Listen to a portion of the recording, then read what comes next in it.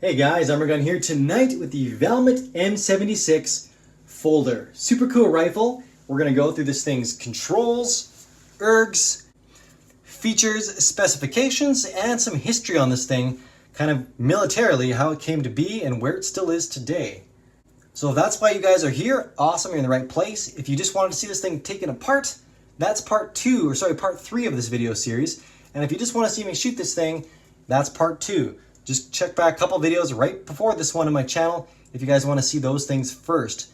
Today's is meant to be more of an overview and history lesson of this firearm. Part 1, for those of you who are interested, is kind of like a less formal segment of my show. It's kind of just a weekly appearance where it's a little more laid back, more vlog style.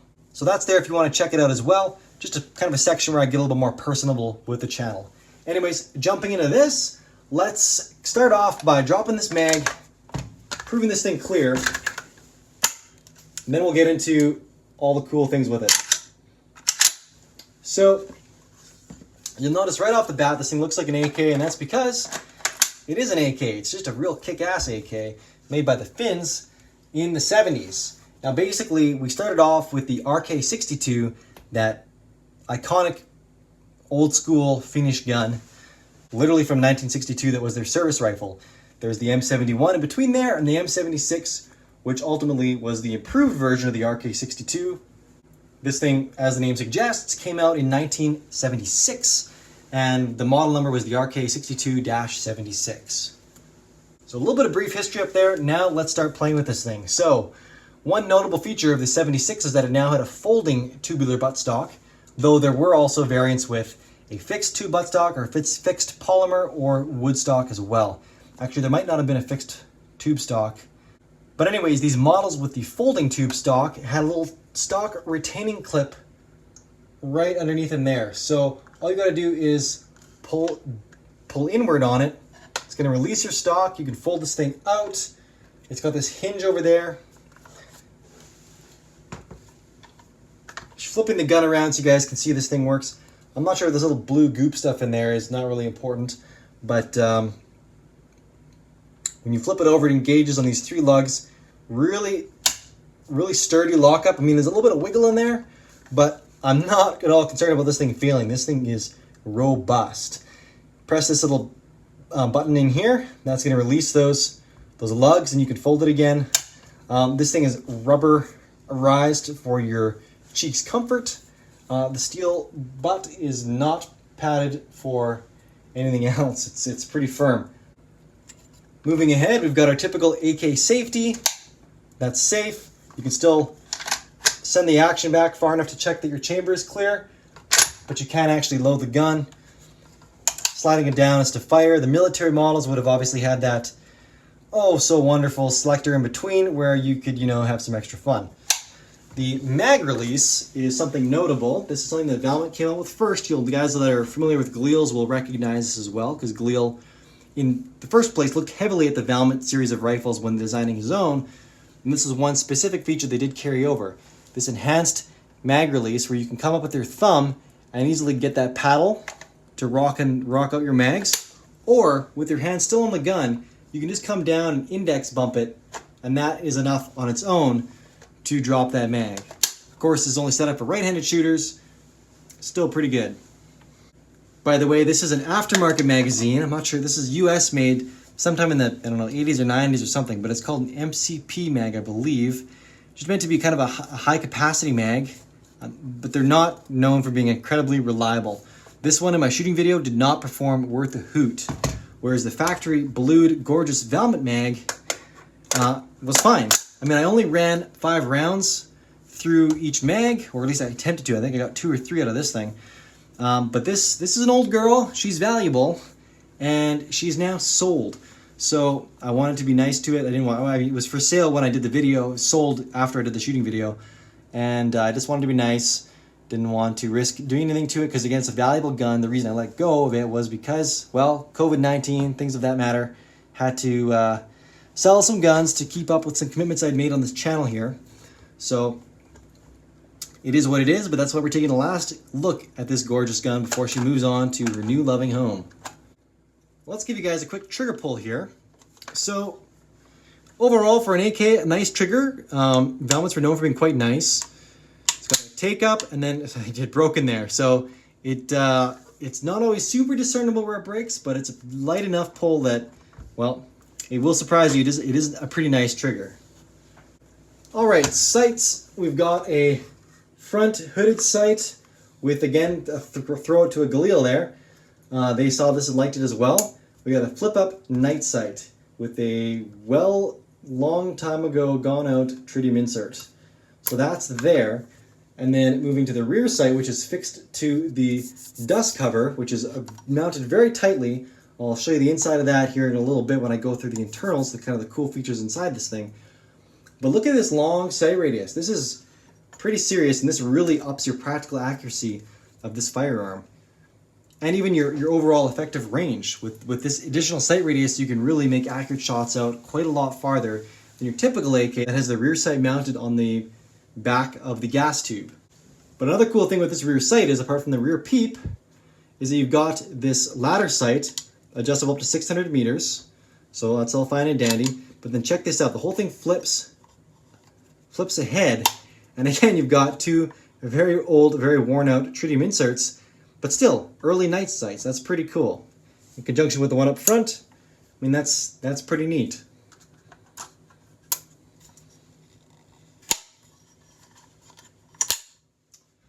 All right, then swinging the gun around, we've got a sling loop on the front gas block, and another one here integrated with the pistol grip. Now, quick disclaimer, this is actually a Valmet M78. Not to be pulling any wool over your guys' eyes, just as I'm in Canada, most AKs are in fact banned, including the Valmet M76. However, it's a very close relative to the M78, and M88 are exempt. So the M78 actually had a stamped receiver version of the 308 that was nearly identical to the M76. You basically take a full M76 donor kit or parts kit, throw it on there, and you basically got yourselves a functional M76. Pretty cool, while still remaining legal in Canada. The only real difference between this and an actual M76 is the barrel length. This guy is 18.6 inches long to keep with our SBR laws. They traditionally were a 420 millimeter barrel, which translates to about 16.5 inches. And now getting more into the, I guess, specs of the gun and that's kind of the history of it. It was available in 3 different calibers, namely being 5.56 and 308, or 5.56 and 7.62 NATO for more the civilian shooting market. And those were semi-automatics, that's what this would have been. Whereas the military got the 7.62 by 39 version. And the interesting thing was, even though Russia, well, I suppose the Soviet Union at that point in time, was largely transitioning to the AK-74, right? That was chambered in 5.45 by 39 millimeter. Their intermediate cartridge, the Finns stuck with 7.62 by 39, only chambering their civilian models in, ironically, the NATO countries, I guess for resale in the Allied countries for civilians. So one other interesting feature with this gun is that, to my knowledge, there was never a stamped 308 with the folding mechanism of this style. The 308 versions of the 76 with folding mechanisms were typically milled, and it was actually a stock system that folded over this side of the gun. Again, super uncommon. The only one I've seen for resale recently was at University Gun and Pawn about a year and a half ago. I strongly considered buying it and just holding out for it with the thought of eventually I'd move to the States or I'd get proper licensing so I could own it in Canada or something. But then I didn't. It was a lot of money. It was like $4,600 or something like that, US. So it came with like 5 or 6 mags, which was a great value because these mags are crazy expensive. But still, nonetheless, I let it go, and I haven't thought too much about it, but it was a really sweet gun. But typically, you saw this type of folder with the 223 gun, or again, the 7.62 by 39 version of the M76. One other thing up front that I forgot to show you was the cool flash hider. This is a very traditional looking, basically iconic Valmet flash suppressor with these 3 prongs, and it had a cool feature other than just the bayonet lug up here, which I'll show you in a second. It was meant to cut barbed wire. So you basically take it, ram it into the barbed wire, give it a twist. If that didn't break the barbed wire on its own, well, you could pull the trigger and send a round of whatever your gun was chambered in through it to effectively cut that barbed wire. noisy. They know you're coming, but I guess you get through the barbed wire. And then just to show you the Fisker's bayonet going on, that just slides right over. There's a groove in the rear of the bayonet here.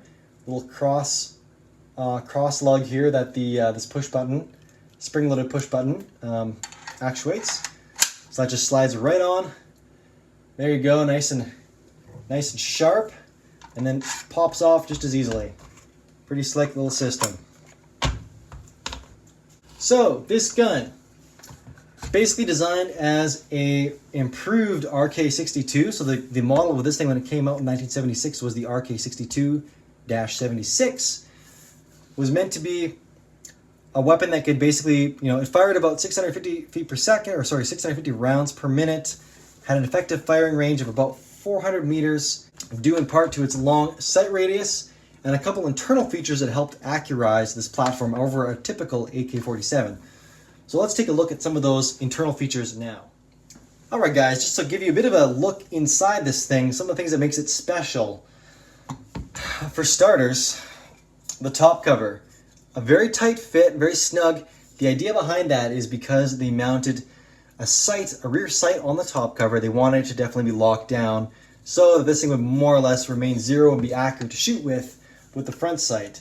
And by doing this, by bringing that rear sight back, give this lengthened sight radius, which really increases the practical accuracy of this platform and the effective range that it can be fired to.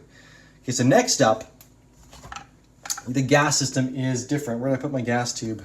Oh, it's back in here. Sorry, when I do my disassembly video, my field strip, I usually pause partway through and then start going through these cool features of the gun. Sometimes I misplace a part though, and then I'm looking around for it. So you'll notice this gas tube is very different from an AK-47. An AK-47, you have a little lever you flip up and then it kind of hinges out. Well, this thing is definitely a lot more form-fit. We've got some vent holes there. The gas system in general, these are supposed to be less gassed than your typical AK-47. So that's supposed to be nicer, softer shooting, easier on the gun. And then for an enhancement to accuracy, you'll see the piston here has these little extensions on them, and they ride inside the gas tube. I'm gonna leave this thing out. So to the point where you can actually see, if you look down the gas tube there, you can see those slots, those grooves in there. It almost look like straight rifling. Well, those are actually just the path that these take when they're going down there. And the idea behind that is when the gun is cycling and the piston is coming back and forth, it's not, wobbling all over the place there and kind of, giving you inconsistent lockup or inconsistent, headspace each time. And it's just meant to contribute to, smoother action, parts aren't wobbling around so much, they're getting a more consistent lockup, and that's supposed to translate into better accuracy. So that's one major feature of this platform, of what the fins did to improve it. Otherwise, taking a look in there, you can kind of see very similar. The rear trunion's a bit different because it has this folding mechanism incorporated. Trigger mechanism is pretty similar, safety as well. The front housing here, a little bit different, but overall very similar, very, very AK-like. And lastly, this is just a personal touch. This is just a buffer for most AK systems, again, just to help contribute to the thing running a little more smoothly. So again, as you saw internally, basically an AK system at heart, just with some tighter tolerances and some improvements over your traditional AK system. This gun was made from over a 10-year period, from 1976 to 1986, and it was made jointly by Valmet and Seiko. And I have a bit of a theory here, I'm speculating a little bit, but I'm thinking Seiko made the military guns and Valmet made the commercial guns. And I'm saying that specifically because I've never seen a commercial M76, M78, M71 that wasn't marked as a Valmet. So that's just me speculating, but that's why I'm speculating that. Now, I read that Valmet ceased production in 1987. Basically, the year after this was made and everything was ceded to Seiko. However, I'm a bit skeptical of that because there was another model of this gun that was truly commercial. It was called the M88. It was more of like a hunting, sporting style gun with, wood buttstock, no pistol grip. And there were milled receivers, great guns, phenomenal guns, really slick action. I've got one in chambered in 223 here that I've shown on the channel a couple times, and I'll do another video series on in the future. But that's still marked Valmet, and that's an M88, which, 1988, if their modeling system holds true. So I don't know if Valmet really got out of the game quite that earlier or what the specs are there. Nonetheless, interesting, and I just thought I would share. So while Finland has largely moved to the M95, the RK95, which is produced solely by Seiko now, it's another further improvement of this weapon platform. From what I read, also there's more of these still in service that have yet to be upgraded or that are still just being in service as they are. Additionally, a bunch of these M76s were sent to both Indonesia and Qatar. And as far as I know, that's the extent of their involvement in foreign militaries. Overall, my thoughts on this gun, I think this is awesome. I'm going to be really sorry to see this thing go, and I'm going to be hopefully grabbing a legit M76 in the future once my licensing allows me to do such a thing. It's definitely an improvement of the AK. If you're going to shoot an AK, a Valmet is a wonderful way to do so. They're just awesome firearms. Another way to do it is Galil, because the Galil was based so heavily off of this system. It's awesome. And with that in mind, let's bust out our bonus gun, which is none other than a Galil AR with a catch. This is, yet again, a Valmet. Again, being in Canada, Galil's also got that band hammer, but Valmets were, especially the milled ones. This is actually one of those M88s I was mentioning, just to prove we're clear here. This is one of those M88s, and it was chambered in 308, and they basically have an identical receiver in terms of internal geometry to that of a Galil AR or ARM. That holds true for the 223s and the 308s. You can basically slap on a Galil parts kit, and she pretty much all fits. With the exception, you got to do some tinkering and get that stock on there. But nonetheless, she is a good time and a lot of fun. I did a video series on this gun a few weeks ago. If you want to learn more about it, just go check back a little further in my channel. That's it for the show tonight, guys. Thanks a ton. Really appreciate your support. Please like, subscribe, share, do all the things. They all really help me out here. And last and possibly least, Patreon. If you guys want to support the channel or hit me up for comments, questions, please do so on there. I definitely make myself available to those patrons for answering questions and comments, things like that. And all of your donations there go 100% towards creating content on this channel. It covers actual expenses, ammunition, logistics of getting stuff here, shipping, things like that. It doesn't go to covering my living expenses at all. I take care of that stuff elsewhere. Again, this is not my job. This is my hobby. This is my passion. I do this as like a labor of love because I really enjoy the creative outlet it represents, and I really value the community and giving back to it, because I've definitely benefited from the content many others have created that have come before me. But nonetheless, if you guys want to support, by all means, 100% appreciate it. And that's going to be the show for tonight, guys. Thanks a ton. Arm&Gun out.